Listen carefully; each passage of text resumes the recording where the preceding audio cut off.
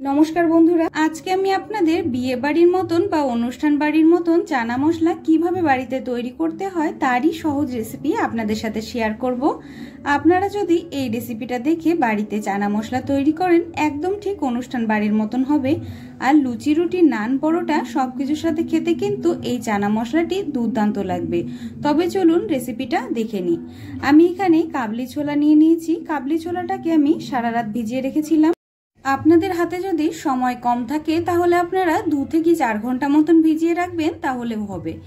এখন আমি কাবলি ছোলাটাকে প্রেসার কুকারের মধ্যে দিয়ে দিচ্ছি আর তার সাথে দিয়ে দিচ্ছি পরিমাণ মতন জল। আমি দুটো মিডিয়াম সাইজের আলুকে ছোট ছোট টুকরো করে কেটে নিয়েছিলাম, সেই আলু দুটো আমি এখন কাবলি ছোলার মধ্যে দিয়ে দিচ্ছি।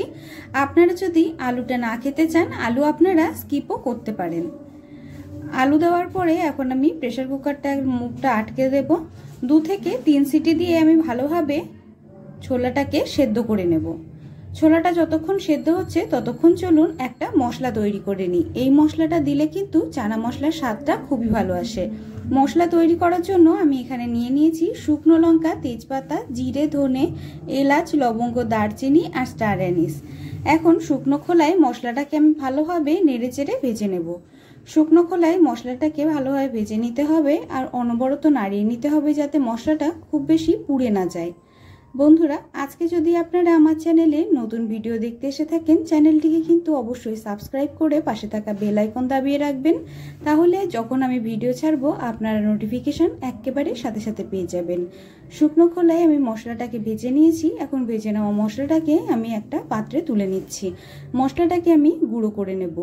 এখন কড়াইটাকে পরিষ্কার করে গ্যাসের উপরে চাপিয়ে দিয়ে আমি দিয়ে দিচ্ছি 2 থেকে 3 চামচ পরিমাণে সর্ষের তেল।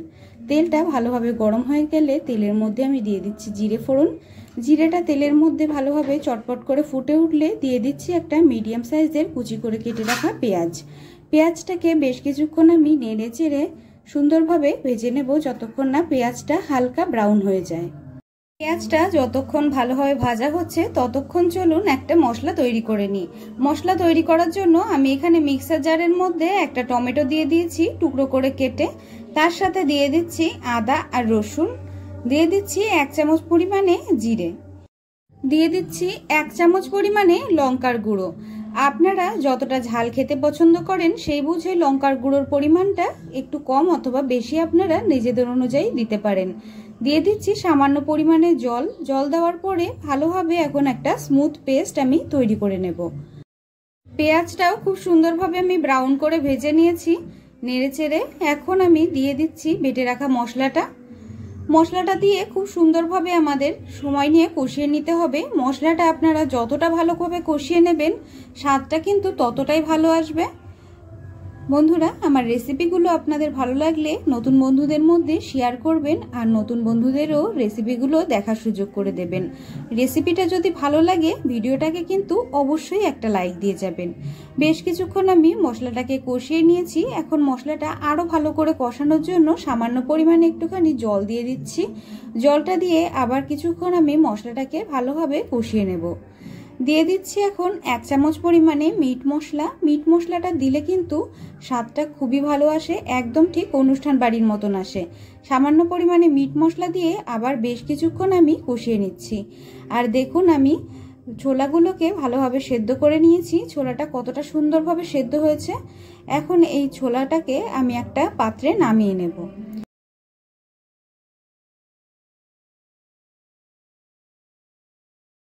সেদ্ধ করে নেওয়া ছোলা আর আলুকে আমি একটা পাত্রে নামিয়ে নিয়েছি। আর মশলাটাকেও দেখুন সুন্দরভাবে কষিয়ে নিয়েছি। মশলাটাকে খুব ভালোভাবে কষিয়ে নিতে হবে যতক্ষণ না মশলার থেকে তার তেলটা ছেড়ে দেয়। মশলাটাকে সুন্দরভাবে কষিয়ে নেওয়ার পরে সেদ্ধ ছোলা আর আলুটা দিয়ে একবার ভালোভাবে আমি নেড়ে চেড়ে কষিয়ে নেব। মশলাটা যেহেতু আগের থেকে আমি ভালোভাবে কষিয়ে নিয়েছি তার জন্য খুব বেশি সময় আমাদের কষানো দরকার হবে না। কিছুক্ষণ ভালোভাবে কষিয়ে নেওয়ার পরেই কিন্তু বন্ধুরা জলটা আমি দিয়ে দেব।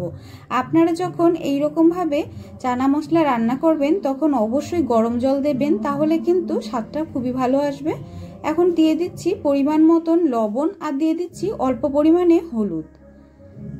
লবণ আর হলুদ দেওয়ার পরে একবার ভালোভাবে আমি নেড়েচেড়ে মিশিয়ে নেব।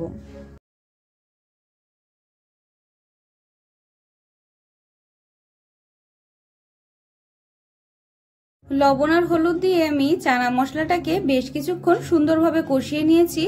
এখন আমি দিয়ে দিচ্ছি গরম জল। আপনারা অবশ্যই গরম জল করে দেবেন, তাহলে স্বাদটা কিন্তু খুবই ভালো আসে চানা মশলাটার। একবার ভালোভাবে জল দেওয়ার পরে নেড়েচেড়ে নেব। একবার ভালোভাবে নেড়েচেড়ে মিশিয়ে দেওয়ার পরে কিছুক্ষণের জন্য আমাদের ঢাকা দিয়ে চানা মশলাটাকে রান্না করে নিতে হবে। বন্ধুরা, এই রকম ভাবে চানা মশলা রান্না করলে একদম ঠিক অনুষ্ঠান বাড়ির মতন হবে। আপনারা অবশ্যই এই রেসিপিটা দেখে একবার বাড়িতে বানিয়ে ট্রাই করবেন। চানা মশলাটাকে একবার আমি ভালোভাবে নাড়িয়ে চাড়িয়ে মিশিয়ে নেব। ভালোভাবে একবার নাড়িয়ে চাড়িয়ে মিশিয়ে নেওয়ার পরে আমি এখানে দিয়ে দিচ্ছি সামান্য পরিমাণে একটুখানি চিনি। চিনিটা দিলে কিন্তু স্বাদটা খুবই ভালো আসে। আপনারা যদি চিনিটা না খেতে চান, চিনিটা আপনারা স্কিপও করতে পারেন। আর এখন দিয়ে দিচ্ছি আমি প্রথমে আমরা শুকনো খোলায় যে ভাজা মশলাটা তৈরি করেছিলাম, সেই ভাজা মশলাটা।